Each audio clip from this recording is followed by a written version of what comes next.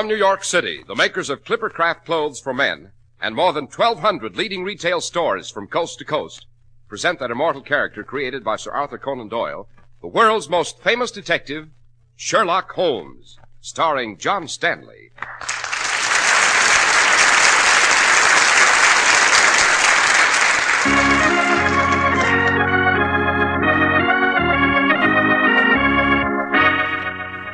This week's story, The Adventure of the Unfortunate Valet. Quick, Watson, the test tube. Here you are, Holmes. Now, we pour this solution in the contents of this beaker and... You see the cloudy white precipitate? I do indeed. What does it mean, Holmes? Death, Watson. The slow, creeping, and malicious death.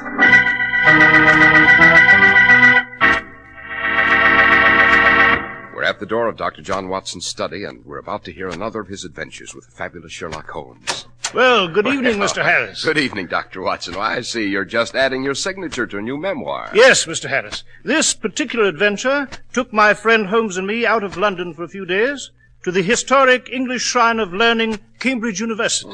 Sounds interesting, Dr. Watson. What's this adventure called? I call it The Adventure of the Unfortunate Valet, Mr. Harris. As soon as you have regaled our audience on the merits of Clippercraft clothes, I shall be very happy to recount it to you. Spring, as they say, is just round the corner. And that means you're going to want to celebrate with a new spring suit. It's like a tonic for that worn-out winter feeling. And you can get it without spending a fortune in a Clippercraft suit. Because the new Clippercraft suits for spring are styled to make you look your best. Broad-shouldered, trim-waisted, the athletic look. And the price for all this super tailoring and workmanship is as welcome as spring itself. You pay only $45 for a pure worsted Clippercraft suit. And if you shop around and compare values, you'll find your Clippercraft suit has all the workmanship, the new pattern effects, and the quality materials of suits costing many dollars more. And while you're choosing your Clippercraft suit, take a look at Clippercraft top coats in all wool, gabardine, or covert. Only $40 to $47.50. Yes, Clippercraft clothes make you feel like a million, look like a million, and still leave you money to spare.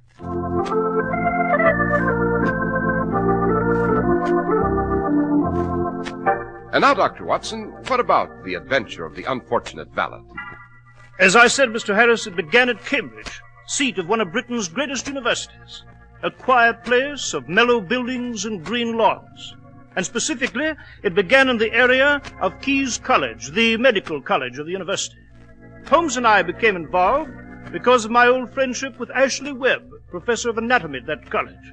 But actually, the story began at the home of Dr. Charles Stanhope of the medical faculty, who at the moment was engaged in a violent quarrel with his wife. I tell you, Alicia, you've got to stop seeing so much of Professor Webb. The whole university is beginning to talk about it, and the faculty, too. Oh, they are they? Well, let me tell you something, my dear Charles. There is nothing between Ashley and myself. Oh, so it's Ashley now, is it? Alicia, for the last time, I forbid you to see Professor Webb. Oh, you do you? Well, I shall see him all I please. He's a fine man, and I'll not let you dictate to me. I'll leave you first. You don't mean that, my dear. Oh, yes, I do. That frightens you, doesn't it, Charles? You're very clever, dear boy. You married money. But if I leave you, who'll pay your gambling debts in London? Alicia! They'll sack you from the faculty when they find out about your debts, won't they, Charles? You'll be ruined, disgraced. And if I leave you, I'll change my will, naturally. You won't get a shilling. Well, Charles, now are you going to be nice to me? Oh, Very well, Alicia. Thank you, darling. And since I'm going to have a few things to say around here from now on, there's one wish I want you to attend to immediately. Yes? I want you to discharge that new valet of yours, Briggs. Discharge Briggs? But why? I simply cannot stand the sight of the fellow. He acts so furtive, and he looks pale and ill. Get rid of him at once, Charles.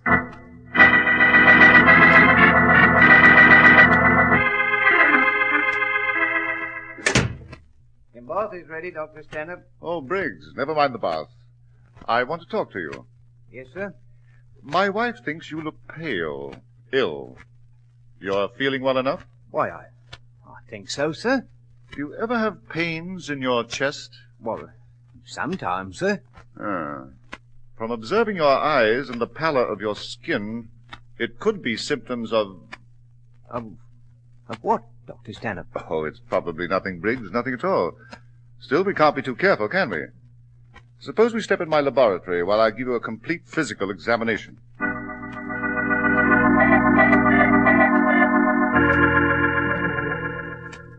All right, Briggs. You may put on your shirt now. Dr. Stanhope, what is it, sir? I'm sorry, Briggs. Terribly sorry. But you've got only a few months to live. A few months? A year at the most. Dr. Stanhope, you're sure? Positive. My examination has been conclusive. It's your heart, Briggs. There's a severe weakness in the heart wall. An aneurysm, we call it. A few months to live.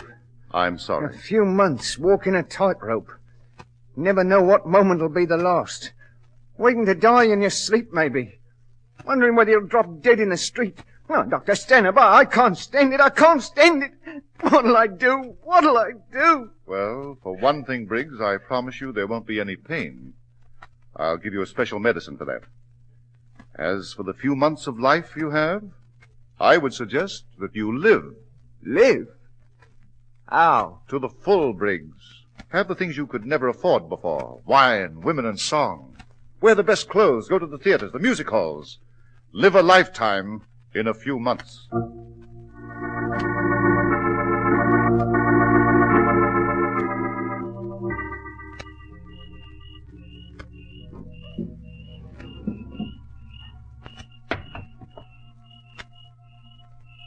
Who's there? Who's in my room? No. No!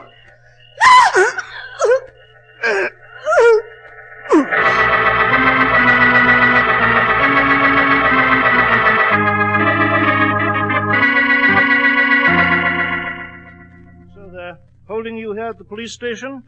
The charge of murdering Alicia Stanhope. Eh, Webb? Yes, John. And believe me, I'm grateful that you should remember our old professional friendship and brought Mr. Holmes here to Cambridge. Professor Webb, I must say that on the evidence it would appear that you are guilty and that we're wasting our time. Holmes! However, let us review the facts. Alicia Stanhope was found murdered in your home last night, while her husband, Dr. Stanhope, was presumably traveling on the continent. Yes. Yes, that is true, Mr. Holmes. I had gone out for a long walk, and when I came home, she was there. The police believe... Well, they believe I stabbed her in an amorous quarrel.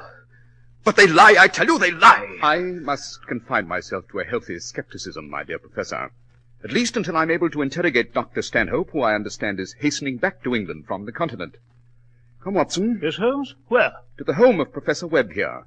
The official police have not yet removed the body, and I should like to form my own conclusions.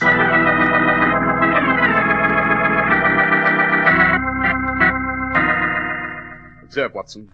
Alicia Stanhope was stabbed 3 times in the region of the heart. Doesn't that convey anything to you? I cannot say it does. Oh, come, man, you're being obtuse. It's like a signpost on an open road. Holmes, you mean you know who the murderer is? Not exactly, Watson, but I know who he is not. Eh? What? Observe again, my dear fellow. Although Alicia Stanhope was presumably stabbed on this couch, there's no sign of blood on the covering. Jove, Holmes, you're right. Quite. A most peculiar phenomenon, Watson. Now, suppose we explore the garden adjacent to this room.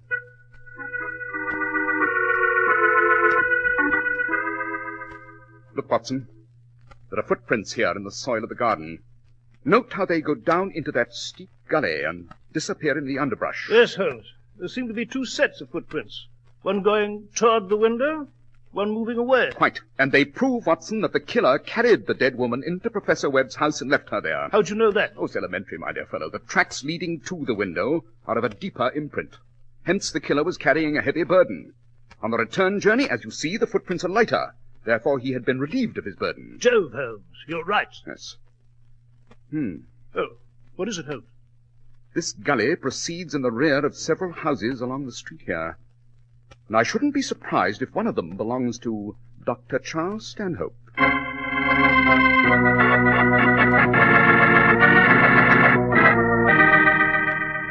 Holmes, I hope you realize we're breaking and entering Dr. Stanhope's premises. I cannot be concerned with legal quibbling now, Watson.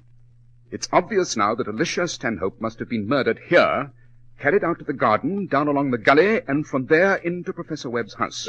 Rather a restless corpse, I must say. Oh, there seems to be a small servant room here. Yes. It's been vacated very recently. What is it, Holmes? Note, Watson, the spoon on this shelf. It's covered with a light film of what seems to be some medical preparation. And it proves beyond all doubt that someone was here last night. How'd you know that? Because the film on the spoon is still fresh and damp. It hasn't had a chance to evaporate. Holmes, someone's just come in. What's the meaning of this? Who are you? We might address the same question to you, sir. Oh, you might, eh? Well, it just happens I am Dr. Charles Stanhope, and this is my house.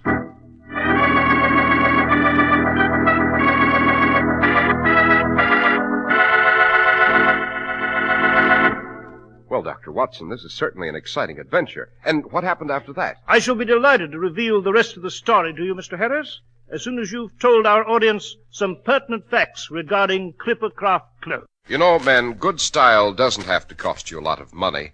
You can be the best-dressed man in any crowd and stay within your budget when you buy Clippercraft clothes. A new spring Clippercraft worsted suit at $45, or a Clippercraft topcoat from $40 to $47.50, has the styling and the quality that you usually expect only in clothes that cost many dollars more. Now, that's because more than 1,200 friendly independent merchants from coast to coast pool their tremendous buying power to make Clippercraft's amazing values possible. In Clippercraft clothes, you get all the quality workmanship traditional of New England. New England, the home of the famous Clipper ships, from which Clippercraft clothes take their name. And Clippercraft clothes are sold by established businessmen whose business it is to give you honest value. That's why men who know insist on Clippercraft clothes bearing the Clippercraft label. So be sure to visit the Clippercraft store in your city.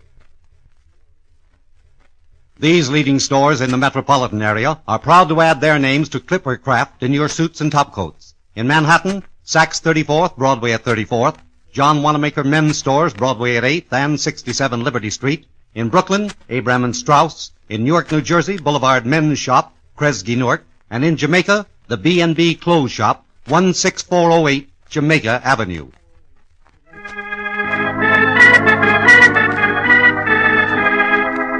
Dr. Watson, you were relating to us the adventure of the unfortunate Valet. So I was, Mr. Harris, so I was.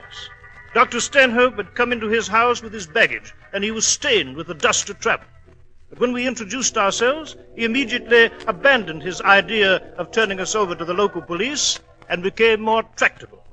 He explained that he'd only just that moment returned from his trip to the continent, that he had not yet seen the body of his wife. But he was quite sure as to her murder. It was Professor Webb, Mr. Holmes. Ashley Webb. He killed her. It couldn't have been anyone else. He was mad about her, wanted her to leave me, and he killed her when she refused. Then, Dr. Stanhope, how does it happen that your wife, Alicia, was found at Professor Webb's house? I don't know, Mr. Holmes. I'm sure that he had some power over her. Blackmail, possibly. Perhaps Alicia had to go to his house. Perhaps she had no choice. I don't know. I'm afraid, Dr. Stanhope, this affair will provide a holiday for the gossip mongers. Dr. Stanhope, a question. Yes? Were there any servants on the premises while you were abroad? Well, no. I did have a valet named Briggs, but he left my service a week ago. May we ask why? Well, he was in ill health, Dr. Watson. Very bad heart condition. A severe aneurysm, in fact. Poor fellow had only a few months to live. I see. And where might we find this fellow Briggs? I believe you can find him at the Carlton Hotel in London.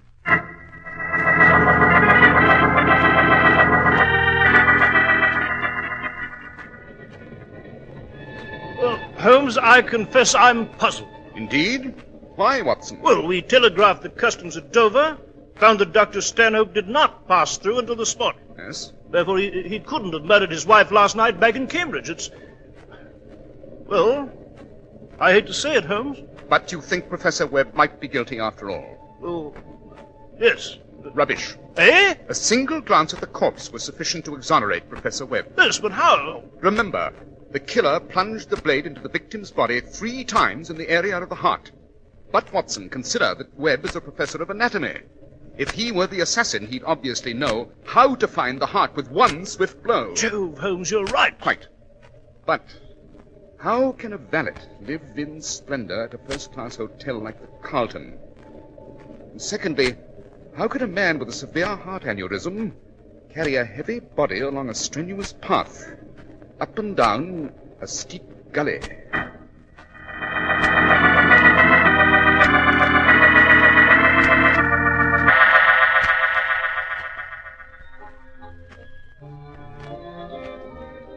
Yes, Elmer. More champagne, dearie. Thank you, Jackie. Don't Nothing mind if I like do. the old bubbly, is there? Right. Ah, the old bubbly makes a man forget. That's what it does. Well, drink up, Selma. Drink up. Oh, Briggsy, you're a real sporting gentleman. Think so? I should say, a real top. The suite at the Carlton and dinner and squab at the cafe and all the champagne there is. And plenty more bubbly where that come from. All the champagne you can drink, dearie. You and me are going to do a lot of living, we are. Go You'll on. have pretty frocks, and we'll go to the races and the music halls and live like royalty.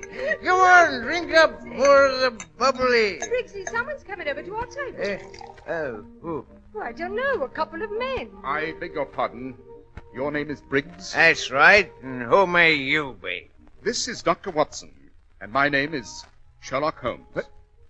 Sherlock Holmes. What do you want? Briggs, we understand that you were valet to Dr. Charles Stanhope. As you no doubt know, his wife has been murdered.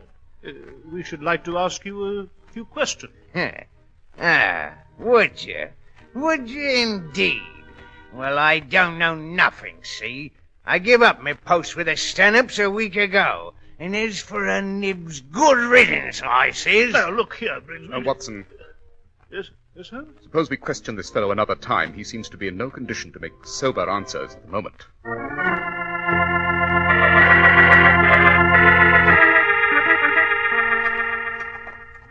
Well, Holmes, we didn't seem to find out much from this Briggs fellow. Oh, on the contrary, Watson, we did. What do you mean? Our friend Briggs, my dear fellow, happens to be an ex-convict. Eh? How'd you know that? Oh, it's elementary, Watson. The pallor of his face was characteristic of long confinement. And his hands proved the point even more. His hand? Yes, the kind of scarred hands any convict might acquire in the jute workshop of a prison. And speaking of prisons, Watson, Yes? our next step is to find which institution harbored Briggs as its guest. And after that, it would be most interesting to examine the fellow's medical record.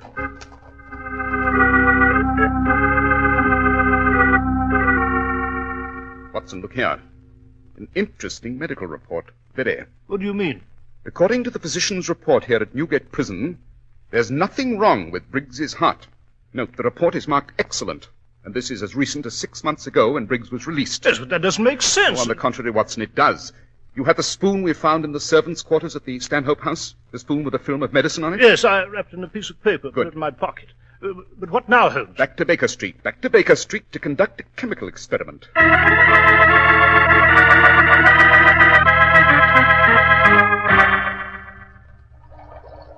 Quick, Watson, the test tube.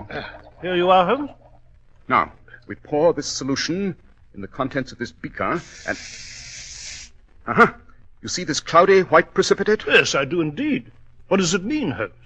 Death, Watson. A slow, creeping, and malicious death. Quick, my dear fellow, get your hat. We must get to the Carlton Hotel at once. The Carlton? Precisely, to have another talk with a valet called Briggs.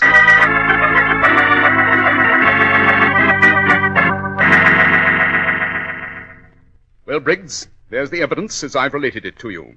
You murdered Alicia Stanhope at the instigation of her husband, Charles. You still deny it, Briggs? Deny it? No. Why should I? You got me dead to rights. And what do I care? I'm going to die anyway soon. I got a bad heart, I have. And I'll cheat the hangman's noose before it's time. Briggs, I'm afraid you've been played for a fool. Yes, your heart's in excellent condition. As strong as an ox. That's a lie. Not according to an examination given you by the Newgate prison physician not 6 months ago. But, Dr. Stanhope, it's his diagnosis. He duped you and deceived you, Briggs. He lied to you about your heart, bribed you with money, and used you as a tool. You thought that with a severe heart condition you had nothing to lose. But you were wrong. Stanhope. So, he lied to me. He lied. You carried Alicia Stanhope's body from your house to Professor Webb's up and down a steep gully. A fatal effort for a man with your alleged condition. That led me to question the diagnosis from the start. And I could have lived, a free man, without murder on my hands. And Stanhope, he even gave me medicine for my heart. Exactly, but that medicine happened to be a slow and insidious poison, Briggs. Stanhope wanted to get rid of you after you'd done your work. And you would have died soon, just as he promised. I see. Holmes, look out! He's got a Don't revolver! move, either of you. Don't try anything. You're not going to take me in. Not yet. Not until I keep an appointment with a certain gentleman. He just come to London from Cambridge. And I know he'll be glad to see me.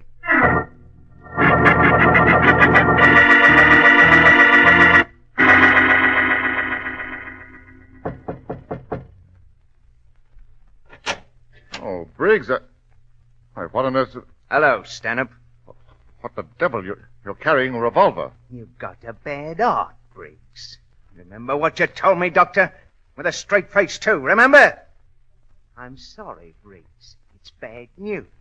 You've got but a few months to live. Now, Briggs... You listen. lied to me. You cheated me. Made me kill for your dirty money. The £1,000 you gave me. And then you tried to poison me with your medicine. Didn't you, Doctor? Now, wait a minute. Hey, get away from that desk. Go reach for that gun. Got me. But I still got time to send you to... I'll make sure of it. Remember, Doctor, you told me I didn't have long to live. You're right. You're right. But this time, it's better this way than dangling on the end of a rope. Briggs! Briggs! I saw him coming here, Watson, but those shots were... Holmes. Good Lord.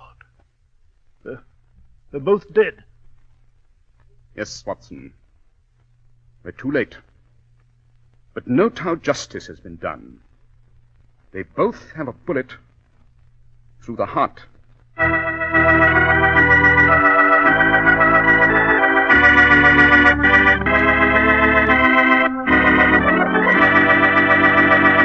Well, Dr. Watson, that was certainly an unusual adventure. Thank you, Mr. Harris. Oh, I almost forgot one thing.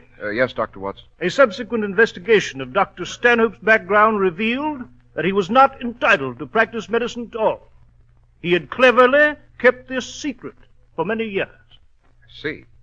But now, what about next week's case, Dr. Watson? Well, next week I shall relate to you the adventure of the elusive agent. It concerns an interrupted honeymoon, the odor of a rare tobacco, and a strange new British invention which made a dramatic appearance during World War I.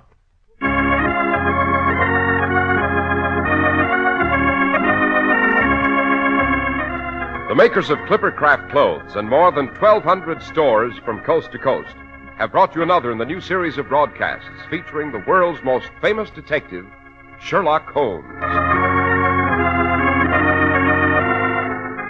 Our stories are based upon the character Sherlock Holmes created by Sir Arthur Conan Doyle, and the program is produced and directed by Basil Loughlin.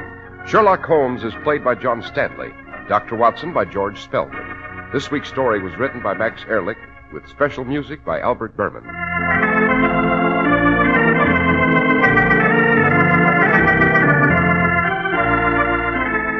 If you don't know your Clippercraft dealer, write Clippercraft, 200 Fifth Avenue, New York City. The Red Cross is always ready, always there. You too can act and help through the Red Cross 1949 Fund.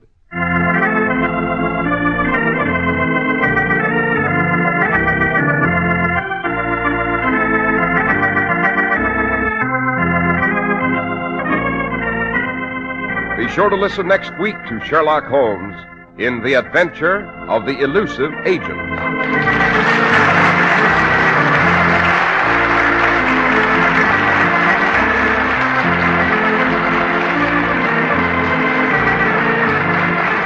This is Cy Harris speaking for Clippercraft Clothes. This is the Mutual Broadcasting System.